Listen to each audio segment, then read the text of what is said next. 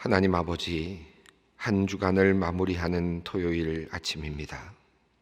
코로나19의 감염이 늘어나고 있는 가운데서 이 한 주간도 우리를 안전하게 지켜주셔서 참 감사합니다. 우리의 모든 날이 하나님의 품 안에 있음을 고백합니다. 오늘도 우리를 아름다운 초장으로 인도하여 주시고 맑은 물가로 이끌어 주시옵소서. 우리의 모든 상황을 잘 아시는 주님, 우리가 참으로 곤란한 상황 가운데 있습니다. 코로나19의 여파가 우리나라의 경제와 사회, 문화 전반에 영향을 미치고 있습니다. 학생들의 수업도 차질을 빚고 있고 예배도 제대로 드리기 어렵게 되었고 국민들의 사업과 일터도 큰 어려움을 겪고 있습니다. 함께 하는 것, 함께 모이는 것이 어려워져서 많은 이들이 정신적으로도 외로움을 느끼며 힘든 시간을 보내고 있습니다. 언제까지 이러한 시간이 지속될지도 알 수 없는 형편입니다. 아버지 하나님, 이 어려운 시간을 보내며 하나님의 뜻과 섭리를 생각하게 하여 주시옵소서. 하나님께서 이 재앙을 우리에게 허용하시는 이유가 무엇인지 우리로 깊이 생각해 하여 주시옵소서. 지나온 우리의 삶을 돌아보게 하시고 잘못되었던 것들을 바로잡게 하여 주시옵소서. 무엇보다 우리의 신앙의 부족함을 돌아보게 하시고 하나님께 회개하는 마음과 진실한 마음을 허락하여 주시옵소서. 하나님, 이 어려운 시간을 보내며 우리가 또한 무엇을 할 수 있을지를 생각하게 하여 주시옵소서. 어려운 이웃들이 보이게 하시고 도움이 필요한 사람들에게 마음이 가게 하여 주시옵소서. 함께 연대하는 능력을 우리에게 주시고 서로 손을 잡고 협력함으로 어려운 코로나19의 상황을 잘 함께 극복해 나갈 수 있게 하여 주시옵소서. 다른 이들을 위해 양보하고 절제하는 마음을 주시고 서로의 건강과 안전을 위해 배려하는 마음을 주님 우리에게 허락하여 주시옵소서. 하나님, 이 어려움 가운데 하나님의 품을 찾아온 이들이 있습니다. 진리에 대한 목마름으로 연약한 몸과 마음을 주님께 의탁하기 위하여 갈망하는 마음으로 주님을 찾아온 이들입니다. 하나님, 한 사람씩 이들의 이름을 불러주셨사오니 이들이 주님 앞으로 나온 줄로 믿습니다. 새로운 출발 위에 하나님께서 강복하여 주시옵소서. 신앙의 여정이 아름답고 활기차며 행복하게 하여 주시고 많은 열매가 열리도록 주님께서 복을 내려 주시기를 기도합니다. 이들을 통하여 온 가족들이 복을 받게 하여 주시고 대대로 주님의 은혜를 입게 하여 주시옵소서. 오늘 새 가족 교육이 있습니다. 참여하는 모든 이들이 신실한 결단을 하게 하시고 하나님의 품에서 안식을 얻게 하여 주시옵소서. 이를 위해 수고하는 새가족부 부장님과 목회자 그리고 모든 부서의 임원들에게 하나님께서 값진 위로와 한없는 기쁨을 내려주시기를 기도합니다. 이들의 수고를 통하여 더욱 많은 영혼이 주님의 품에 안기게 되고 하나님의 뜻이 이루어지기를 소원합니다. 새로운 교우들이 이들의 섬김을 통하여 우리 소망교회에 잘 적응하고 정착하게 하여 주시고 믿음이 잘 자라나 성숙한 교인들이 되어 주님을 온전히 섬기게 하여 주시옵소서. 하나님, 우리 교회가 섬기고 있는 소망복지재단의 식구들을 위하여 기도합니다. 서부 노인 요양센터의 원장님과 의료진들 그리고 직원들에게 지혜와 힘을 주시옵소서. 코로나19의 감염병의 위험 속에서 노인들을 돌보며 치료하고 있습니다. 하나님, 이들의 건강을 지켜주시옵소서. 지치지 않도록 주님 도와주시옵소서. 요양센터에 있는 연약한 노인과 환자들이 감염병에 걸리지 않도록 주님께서 각별히 지켜주시옵소서. 베데스다와 소망그룹 홈에서 함께 생활하고 있는 우리 식구들도 주님께서 보호하여 주시기를 기도합니다. 감염병의 위험으로부터 주님 지켜주시옵소서. 이를 위해 수고하는 원장님과 선생님들, 직원들에게 건강과 지혜와 힘 그리고 사랑의 마음을 허락하여 주시옵소서. 기쁨으로 연약하고 작은 이들을 섬기게 하여 주시옵소서. 봉사하는 모든 손길들을 기억하셔서 하늘에서 큰 상으로 갚아 주시옵소서. 소망 어린이집을 운영하는 원장님과 선생님들에게도 각별한 지혜와 힘을 주시기를 기도합니다. 어린이집을 들고 나가는 어린아이들이 병에 걸리지 않도록 주님께서 지켜주시고 일하는 모든 이들에게도 건강함을 허락하여 주시옵소서. 미래 소망 스쿨에서 함께 합숙하며 공부하고 있는 탈북 어린이 미래 인재들에게도 하나님께서 크신 은총을 내려 주시옵소서. 아이들이 티 없이 이 땅에서 자라나 미래에 통일된 이 나라의 큰 일꾼으로 준비되게 하여 주시옵소서. 섬기고 가르치는 교장 선생님을 비롯하여 모든 선생님들과 배우는 우리 학생들 한 사람 한 사람을 주님께서 기억하시고 이들의 앞길을 축복하여 주시옵소서. 하나님, 오늘도 병상에 누워 하루를 시작하는 우리 성도님들을 기억하여 주시옵소서. 병상에 다가가시어 그들을 전능하신 손으로 만져 주시옵소서. 실망한 이들에게 소망을 주시옵소서. 걱정하는 이들에게 평안을 내려 주시옵소서. 간호하는 가족들에게 지치지 않는 사랑의 마음과 건강을 주시옵소서. 환자를 잘 위로하며 섬기도록 여건을 허락하여 주시옵소서.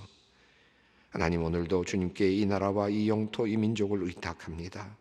오늘도 이 대한민국을 지키시고 보호하여 주시옵소서. 이제 말씀 앞으로 나아갑니다. 주님께서 말씀하실 때 우리의 귀가 그것을 듣고 기쁨을 얻게 하시고 감사가 넘치게 하여 주시옵소서. 예수님의 이름으로 기도드리옵나이다. 아멘. 오늘 우리에게 주시는 말씀 창세기 42장 9절로부터 17절까지 말씀입니다. 창세기 42장 9절로부터 17절까지 말씀 함께 봉독하겠습니다. 요셉이 그들에게 대하여 꾼 꿈을 생각하고 그들에게 이르되 너희는 정탐꾼이라 이 나라의 틈을 엿보려고 왔느니라. 그들이 그에게 이르되 내 주여 아니니이다. 당신의 종들은 곡물을 사러 왔나이다.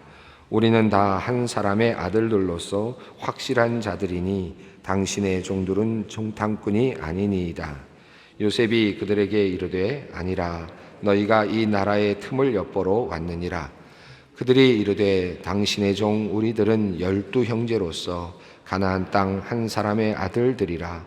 막내 아들은 오늘 아버지와 함께 있고 또 하나는 없어졌나이다. 요셉이 그들에게 이르되 내가 너희에게 이르기를 너희는 정탐꾼이라 한 말이 이것이니라. 너희는 이같이 하여 너희 진실함을 증명할 것이라. 바로의 생명으로 맹세하노니 너희 막내 아우가 여기 오지 아니하면 너희가 여기서 나가지 못하리라. 너희 중 하나를 보내어 너희 아우를 데려오게 하고 너희는 갇혀 있으라. 내가 너희의 말을 시험하여 너희 중에 진실이 있는지 보리라.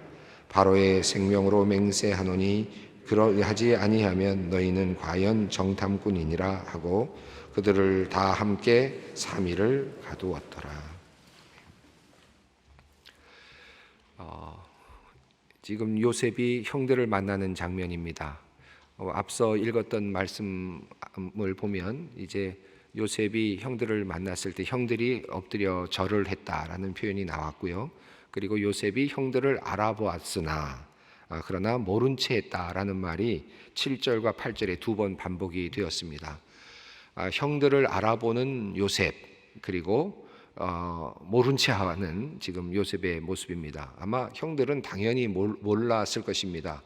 요셉이 그 자리까지 있을 것이라는 것도 상상을 못했을 것이고 뒤에 나오는 내용들을 보면 요셉이 통역을 세워서 이야기했다라는 말을 들어보면 역시 당연히 또 상상도 못했을 것이고 뭐 그가 입은 옷이라든지 위험이라든지 이런 것들을 생각한다면 그들이 보냈던 그 아우 요셉이 그 자리에까지 올라가시리라고는 상상도 못했을 것이기 때문에 얼굴도 또 쳐다볼 수 없었기 때문에 알아차리지 못했겠죠. 그러나 요셉은 그의 형들을 단번에 알아봤습니다. 그러나 모른 채 하면서 이제 그들과 이야기를 나누고 있는 장면이 오늘 본문의 장면입니다. 9절 말씀을 한번 읽어보겠습니다. 요셉이 그들에게 대하여 꾼 꿈을 생각하고 그들에게 이르되 너희는 정탐꾼들이라 이 나라의 틈을 엿보려고 왔느니라. 참 재미있는 것은 요셉이 형들을 알아보고 우선 아마 본능적으로 모른 채 했을 것 같아요. 아니면 오랜 기간 동안 만날 수 있을 것으로 생각하고 기다리고 있었을지도 모르겠어요. 두 가지가 다 가능할 거라고 생각하는데, 그러나 맞닥뜨린 장면에서 그는 당황하지 않았습니다. 그리고 요셉은 형들을 보면서 모른 채 하면서 이제 말을 이어가고 있습니다. 요셉이 그들에 대하여 꾼 꿈을 생각했다. 이 말이 참 재미있습니다. 요셉이 형들을 딱 만났을 때, 형들을 딱 보게 되었을 때, 정말 오랫동안 보지 못했고 13년 동안 보지 못했는데 그 13년 동안 얼마나 억울한 마음이 있었겠습니까? 그 형들이 자기를 팔아넘겼던 그 장면, 자기를 학대했던 그 장면, 그를 구덩이 속으로 집어넣었을 때 그 믿었던 그 형들 10명이나 되는 형들이 자기를 집단으로 학대하고 그리고 벌거벗겨서 그 구덩이로 집어넣었을 때의 그 배신감과 그 실망감과 그 뭐랄까요, 하여튼 치욕감이랄까, 이 모든 것들이 아마 있었을 것인데, 그 모든 것들, 벌거벗겨졌던 기억들, 팔아넘겨졌을 때의 그 형제들의 그 모습들, 그 떠나가는 모습을 바라보면서, 애원하는 모습을 바라보면서 그들의 그 침묵했던 모습들, 그들의 눈길들, 그런 모든 것들이 아마 다 생각나지 않았을까 하는 생각이 듭니다. 그런데 요셉이 형제들을 만나자마자 그가 먼저 딱 떠오른 것은 뭐냐 하면, 그가 처음에 그 팔려나가던 그 장면이 아니었고요, 그리고 벌거벗겨졌던 그 장면도 아니었고, 팔려가던 그 장면도 아니고, 구덩이에 떨어졌던 장면도 아닙니다. 형들의 학대 장면도 아닙니다. 그가 형제들을 딱 만나자마자 그가 생각한 것은 무엇이었습니까? 그가 꾸었던 꿈이었습니다. 꿈. 참 이건 대단한, 인격으로 말하면 대단한 인격이고, 요셉의 어떤 모습을 보면 참 멋진 그런 태도라고 볼 수 있을 것 같습니다. 어떻게 그럴 수 있죠?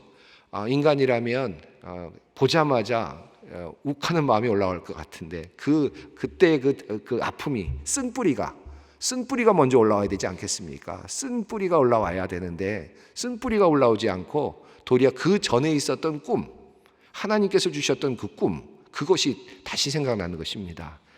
이 꿈이 생각났다 하는 이 말 속에 이미 요셉의 태도가 벌써 나타나고 있는 거죠. 꿈을 생각했다는 말은 무슨 말입니까? 이것이 하나님의 뜻 가운데 이루어졌다, 하나님의 섭리 가운데 이루어졌다는 사실을 그가 인지했다는 것이죠. 이것은 그냥 일어난 일이 아니다. 그가 가지고 있는 쓴뿌리가 먼저 보이는 것이 아니라 그 쓴뿌리가 생각나야 되는 바로 그 자리에서조차도 하나님께서 주셨던 그 꿈이 생각나고, 그리고 그 관점 아래서 이제 모든 것들을 보기 시작하는 겁니다. 그러니까 그에 대하여 꾼 꿈을 생각하고라는 이 말이 사실은 이 문장으로 보면, 그 문장 구조 안으로 보면 앞에 있는 내용과 뒤에 있는 내용이 잘 맞지 않습니다. 한번 보시죠. 요셉이 그들에 대하여 꾼 꿈을 생각하고 그들에게 이르되 너희는 정탐꾼이라. 말이 안 되잖아요. 그죠? 이 흐름상으로 말이 안 됩니다. 그러니까 이 앞에 있는 요셉이 그들에게 대하여 꾼 꿈을 생각하고 라는 이 말 자체는 전체를 지금 받고 있습니다. 그 뒤에 나오는 모든 내용으로 받고 있는 거죠. 그 이후에 나오는 모든 행동의 출발점을 이야기하고 있는 겁니다. 그래서 그가 꾼 꿈을 생각하고 이제 요셉은 형들을 대하기 시작합니다. 이게 이제 그의 첫 번째 모습입니다. 그런데 그럼에도 불구하고 그는 이제 한 가지 지략을 가지고 형제들을 이제 시험하기 시작합니다. 형제들을 판단하기 시작하죠. 요셉을 넘지 않으면 그들은 죽습니다. 그렇지 않겠습니까? 요셉 앞에 서 있고, 이제 요셉은 얼마든지 그들을 죽일 수도 있는, 얼마든지 형벌을 줄 수도 있는, 얼마든지 감옥에 넣을 수도 있는 권한을 갖고 있습니다. 요셉은 지금 쓴 기억을 갖고 있죠, 사실은.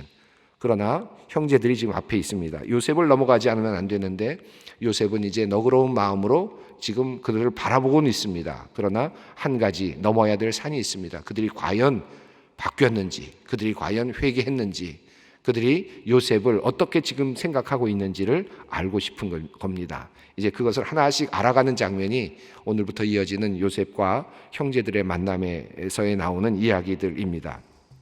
그는 이렇게 이야기하죠. 너희는 정탐꾼이라 이 나라의 틈을 엿보려고 왔느니라 이렇게 이야기했습니다. 정탐꾼이다 라고 이야기하면서 이제 그들을 몰아붙이기 시작하는데, 정탐꾼이라는 말이 계속돼요. 이제 계속해서 너희는 정탐꾼이라 그래서 계속 몰아붙입니다. 당황하도록 그렇게 몰아붙입니다. 또 하나 재미있는 표현이 하나 나오는데, 나라의 틈을 엿보려고 왔느니라 라고 하는 표현입니다. 이 나라의 틈을 엿보다, 나라의 틈이라고 하는 이 말이 원어로 살펴보면 재미있습니다. 이건 뭐라고 되어 있냐면, 이 뜻은 이 땅의 벌거벗음을 보러 왔다라고 하는 표현입니다. 그러니까 나라의 틈을 보러 왔다라는 말의 원어의 뜻은 이 땅이 벌거벗은 것을 보러 왔다, 이 땅의 벌거벗음을 보러 왔다라는 표현입니다. 근데 이 말이 굉장히 이중적이죠. 언어적인 유희도 있고, 그리고 굉장히 아주 묘한 느낌을 주지 않습니까? 왜 그렇습니까? 이 벌거벗겨짐, 무엇을 봤습니까? 형제들이 요셉을 볼 때 마지막으로 봤던 것은 요셉의 벌거벗겨짐이었습니다. 그리고 그를 보냈거든요. 그렇지 않습니까? 벌거벗겨졌다라고 하는 그의 기억, 형제들 앞에서 벌거벗겨졌던 그의 기억이 살아나고 있는데, 그것을 이 안에 숨깁니다. 숨기면서 그가 말을 하는데, 너희는 정탐꾼이다, 이 나라의 벌거벗음을 너희가 보려고 왔다 라고 이렇게 이야기를 합니다. 암시적이죠. 그러면서 뭔가 흐름을 지금 잡아가고 있음을 볼 수 있습니다. 자, 10절에서 그들이 이제 대답을 하는데, 10절을 읽습니다. 그들이 그에게 이르되 내 주여 아니니이다, 당신의 종들은 곡물을 사러 왔나이다. 이 말은 진실이죠. 그렇죠? 그들은 정탐하러 오지 않았습니다. 그리고 그들은 곡식을 사러 왔습니다. 맞습니다. 그들은 지금 진실을 이야기하고 있습니다. 자, 그런데 또 이어서 11절에 그들은 이렇게 이야기합니다. 우리는 한번 읽어보겠습니다. 우리는 다 한 사람의 아들들로서 확실한 자들이니 당신의 종들은 정탐꾼이 아니니이다. 이 말씀이 이제 두 번째 이어지고 있습니다. 우리는 다 한 사람의 아들들로서, 이 말도 맞습니다. 그런데 한편으로는 절반 맞죠. 왜냐하면 한 사람의 아들인 건 맞어요. 아버지 쪽으로는 다 한 사람의 아들인데, 한편으로는 서로 다른 또 어머니로서 태어난 아들들이기도 합니다. 그러니까 한편으로는 맞는 얘기인데, 우리는 다 한 사람의 아들들로서 뭐 얼마든지 받아들일 수 있죠. 그리고 확실한 자들입니다 라고 했습니다. 그리고 정탐꾼이 아니라고 했습니다. 이 확실한 자들이라고 하는 말이 원어 뜻은 정직한 자들입니다, 솔직한 자들입니다 라는 표현입니다. 확실하다, 정직하다. 물론 그냥 이야기의 흐름으로 충분히 총리 앞에서 우리는 확실합니다, 우리는 거짓이 없습니다 라는 의미로 지금 이야기하는 그런 내용이지만, 우리가 이제 이걸 뒤늦게 보면서, 문서로 보면서 또 유추하면서 분석하면서 본다면 이 말씀은 조금 틀리죠. 왜냐하면 그들은 지금 솔직하지 않습니다. 그들은 정직하지 않죠. 아버지에게 거짓말을 했고 속였고, 그들은 끊임없이 속임의 그런 과정이 있었습니다. 그러니까 그들은 실제적으로 그들의 인품이 정직한 자들은 아니다. 특히 요셉과 관련해서는, 또 아버지와 관련해서는 정직하지 않았다. 그것은 이제 우리가 독자들이 알고 있죠. 그러나 지금 요셉 앞에서 그들은 정직한 자입니다 라고 그렇게 이야기합니다. 이 말은 사실 그들은 자신을 변호하기 위한 말이지만 그들은 정직하지 않았습니다. 정직하지 않을 때도 있었던 사람들입니다. 이제 그것 때문에 이제 그들의 정직함을 이제 밝히라고 하는 요셉의 추궁이 이제 나타나게 됩니다. 자, 12절 요셉이 말하는 장면이 있습니다. 요셉이 그들에게 이르되 아니라 너희가 이 나라의 틈을 엿보러 왔느니라. 똑같이 반복하면서 여기서 또 다시 나라의 벌거벗음을 보러 왔다, 또 다시 벌거벗음을 보러 왔다, 또 이렇게 이야기를 합니다. 자, 13절 읽습니다. 그들이 이르되 당신의 종 우리들은 12 형제로서 가나안 땅 한 사람의 아들들이라. 막내 아들은 오늘 아버지와 함께 있고 또 하나는 없어졌나이다. 이들이 이야기하는 내용을 보면 조금 더 이제 막 추궁을 하니까 그러면 이제 사람이 이렇게 추궁을 하면 뭔가 더 이야기를 해야 될 것 같지 않습니까? 이렇게 계속 지금 뭔가 좀 추궁을 하면서 수사를 하는 그런 방식으로 요셉이 지금 이들을 지금 몰아붙이고 있는 거거든요. 너희는 지금 정탐꾼이다. 너희는 정탐꾼이다. 그렇다. 계속해서 지금 몰아붙이니까 뭔가 말을 더 해야 될 것 같으니까 이제 말을 덧붙이다 보니까 이제 진실된 이야기들, 그들의 상황이, 그들의 소상한 이야기들이 이제 조금씩 나오기 시작합니다. 불필요한 이야기였는데 그러나 그들은 무언가를 이야기해야 될 것 같으니까 얼떨결에 한 이야기가 13절입니다. 그러니까 진심이 나온 거죠. 이 안에 숨겨져 있던 마음이 얼떨결에 딱 튀어나온 말인데 13절의 내용인데 당신의 종 우리들은 12 형제로서 가나안 땅 한 사람의 아들들이라 막내 아들은 오늘 아버지와 함께 있고 여기 다 맞는 얘기죠. 또 하나는 없어졌나이다. 이것도 맞습니다. 또 물론 일부 숨긴 내용이죠. 그들이 팔아넘겼습니다라는 말 하지 않았지만 하나는 없어졌다. 재미있는 것은 이 부분에서 그들이 12 형제라고 하는 의식을 갖고 있었다는 겁니다. 이 현장에서 그들이 이런 이야기를 할 때 요셉의 마음이 어땠을까요? 그때 마음이. 여러분 그 마음 느껴지십니까? 저는 이 13절에서 요셉의 마음이 아마 녹았을 것 같아요. 사실은. 여기 뭐 그 말을 듣고 울었다든지 감동했다 이런 말은 없어요. 그런데 저라면 이 말에서 저는 벌써 무너졌을 것 같아요. 왜입니까? 12 형제로서 나를 잊지 않았잖아요. 나를 잊지 않았다는 말이고 그리고 또 어떻습니까? 그들은 얼떨결에 이야기했을지 모르지만 그들은 여전히 나를 형제로 생각하고 있었다. 또 다른 말로 표현하면 그들은 돌이키면서 회개했구나. 그들은 그것을 후회했겠구나 라고 하는 이 마음이 이 한 단어에 이 표현 하나에 지금 살짝 드러나고 있죠. 얼떨결에 그들은 이야기를 했습니다. 우리는 12 형제로서 얼마든지 이렇게 이야기할 수 있죠. 우리는 11 형제로서. 왜? 지금 11 형제만 있으니까요. 요셉은 팔려나갔으니까 얼마든지 우리는 11 형제로서 우리 10명이 왔고 그리고 이제 한 명만 남았습니다. 얼마든지 그렇게 이야기할 수 있을 텐데 그들은 그렇게 이야기하지 않고 얼떨결에 추궁하는 과정에서 뭔가 대답을 해야 될 것 같은 그런 급박한 상황에서 자기도 모르게 생각이 툭 튀어나왔는데 그것이 12 형제의 의식이었습니다. 우리는 12 형제였다. 그러니까 그 말 속에는 뭐가 있습니까? 후회가 있는 것이고 회개가 있었던 거죠. 우리는 그들이 어떻게 해서 회개했는지 알 수 없어요. 성경 속에 그 내용이 잘 나오지 않습니다. 어떤 경로를 통해서 이들이 후회했는지, 어떤 경로를 통해서 회개했는지, 또 나중에 보면 아버지를 속이고 아버지를 사실은 제대로 대하지 않던 형제들이 아버지를 극진히 대하는 장면으로 바뀌어 있거든요. 이들이 아버지의 그 심사를 생각하면서 아버지의 효도를 하기 위해서 끝까지 노력하는 그 아들들의 모습이 나오거든요. 왜 이들이 이렇게 바뀌었는지 성경은 우리들에게 알려주진 않아요. 그 13년 동안 그들은 나름의 훈련을 받은 거죠. 그들은 나름의 어떤 변화를 받은 겁니다. 그래서 그들은 바뀌어 있는 거예요, 지금. 근데 그 이야기는 우리가 하지 않습니다. 성경은 이야기하지 않습니다. 다만 변화된 그들의 모습을 우리가 지금 바라보고 있는 거죠. 우리가 살면서 이럴 때가 참 많아요. 어떤 과거의 어떤 한 사건을 생각하면서 그 사람은 이래, 그 사람은 이런 잘못이 있어, 그 사람은 이런 어떤 큰 잘못이 있었어, 그 사람은 원래 그런 사람이야. 근데 시간이 많이 지났어요. 1년이 지나고 2년이 지나고 3년이. 그 사람이 그 사이에 어떻게 바뀌었는지 우리는 몰라요. 하나님께서 그를 어떻게 만지셨는지 우리는 모르죠. 그런데 우리는 늘 또 그 사람은 그 사람이야 라고 생각하는 경향이 있습니다. 그래서 변화의 가능성을 생각하지 않는. 그런데 사실은 나도 변하고 상대도 변하는 겁니다. 그리고 특별히 하나님의 사람들은 하나님께서 만져주시는 그 영역이 있거든요. 그래서 하나님께서 하시기 때문에 놀라운 변화가 일어나는 경우들을 우리는 보게 됩니다. 이것은 하나님의 영역입니다. 그러니까 우리 믿는 사람들은 옆에 있는 사람들이 얼마든지 변할 수 있다는 사실을 늘 생각하면서 사람과의 관계를 맺고 또 하나님과 신앙생활의 관계를 맺어갈 필요가 있습니다. 그 사람은 그런 사람, 그 사람은 이런 사람, 이렇게 정죄하거나 또는 고정시키거나 확고하게 규정하는 것이 아니라 늘 그 사람은 지금 어떤가, 그 사람은 지금 어떤 모습인가를 늘 생각하는 것, 이것이 굉장히 중요하다고 생각합니다.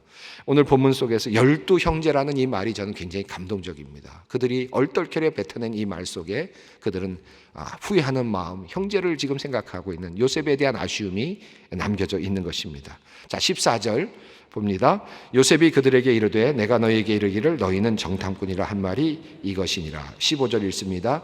너희는 이같이 하여 너희 진실함을 증명할 것이라. 바로의 생명으로 맹세하노니 너희 막내 아우가 여기 오지 아니하면 너희가 여기서 나가지 못하리라. 이 말씀이 왜 이렇게 되느냐? 어떤 분들은 13절과 14절이 그냥 이어지지 않는 것 같습니다. 우리는 이런 상황입니다. 그러니까 너희가 정탐꾼이라는 말이다. 뭔가 잘 맞지 않는 것 같기도 한데, 이것을 해석하는 맥락을 해석하는 그 주석자들의 이야기를 보면 이런 해석을 하고 있더라고요. 어떤 해석이냐면 그 당시에 좀 기근이 일어나고 그러니까 막 그 다양한 민족들로부터 그 창고들이 각 지방에 있었으니까 그것을 알고 정탐을 하고 그것을 기습해서 곡물을 뺏어가는 그런 일들이 있었다는 거죠. 그래서 그런 정탐꾼들이 상당히 많이 있는 상황이었다는 것을 반영하는 것이고, 그리고 그들이 정탐꾼이라는 것을 어떻게 알 수 있느냐? 그들이 적어도 가족을 남겨놓고 왔기 때문에 혹시라도 정탐꾼이 발각되더라도 가족들이 남으려고 하는 그런 의미다. 모두가 오지 않았다라고 하는 그런 의미를 가지고 지금 요셉이 추궁하고 있다, 이렇게 해석을 할 수 있겠습니다. 그래서 그는 요청하기를 막내 아우가 이곳에 와야 한다라고 그렇게 지금 이야기를 하고 있습니다. 물론 요셉은 막내 아우를 보고 싶었던 거죠. 그 숨겨진 그런 소원이 있습니다. 그래서 막내 아우를 데려오라고 이제 그렇게 이야기를 하고 있습니다. 이제 이야기가 계속 이어지기 때문에 우리가 또 다음 시간에 계속해서 이 말씀을 읽으면서 함께 살펴보도록 하겠습니다. 변화되어 가고 있는 그 형제들의 모습을 다시 한번 생각해 보시면서 12형제로서 이 말, 우리가 혹시라도 우리가 어떤 사람들을 고정시켜 놓고 있지 않는가, 고정된 관념으로 우리가 바라보고 있지 않는가, 다시 한번 이 말씀을 생각하면서 기도의 자리로 한번 같이 나아가겠습니다. 하늘에 계신 우리 아버지, 아버지의 이름을 거룩하게 하시며 아버지의 나라가 오게 하시며 아버지의 뜻이 하늘에서와 같이 땅에서도 이루어지게 하소서. 오늘 우리에게 일용할 양식을 주시고 우리가 우리에게 잘못한 사람을 용서하여 준 것 같이 우리의 죄를 용서하여 주시고 우리를 시험에 빠지지 않게 하시고 악에서 구하소서. 나라와 권능과 영광이 영원히 아버지의 것입니다.